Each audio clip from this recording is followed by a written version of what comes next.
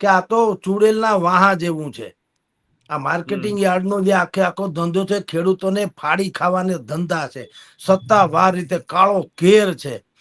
અત્યાર સુધી જે માર્કેટિંગ યાર્ડ વિશે હું બોલી ચૂક્યો છું કે ભાઈ ખેડૂતોને લૂંટવામાં આવે છે, લૂંટવામાં આવે છે. હવે તમે જુઓ, બધા જ વિડીયો બધા અપલોડ કરે છે ને સોશિયલ મીડિયામાં.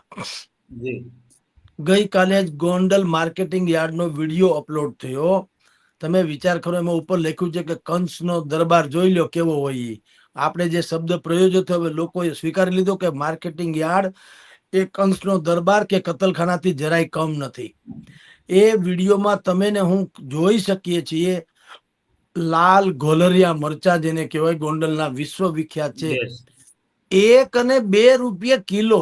તમે વિચાર તો કરો ભૂમિતભાઈ, 1 અને 2 રૂપિયા કિલો. જ્યારે કે બજારમાં શાક માર્કેટમાં હું ને તમે લેવા જઈએ તો 25 થી 30 રૂપિયા કિલો મળે છે.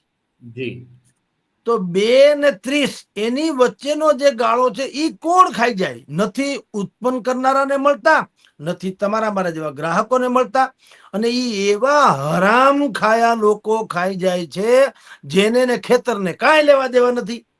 10 બાય 10 ની ઓરડી જેવી ખોલી જેવીમાં એક છગન મગન નામે ટ્રેડિંગ દુકાનનું બોર્ડ પાટિયું હું મારી દે, એની ને માર્કેટિંગ યાર્ડના ઓક્શનલ કરનારા જે કર્મચારી હોય એની ને વેપારીઓની ને ઓઇલ મિલરોની ને જીનિંગ મિલો ફેક્ટરી વાળાની ને એવી કાર્ટિજ છે કે 10 વરુ ભેગા થઈને સિંહને ફાડી ખાય એમ આ બધી કાર્ટિજ ભેગી થઈ અને ખેડૂતને ફાડી ખાય.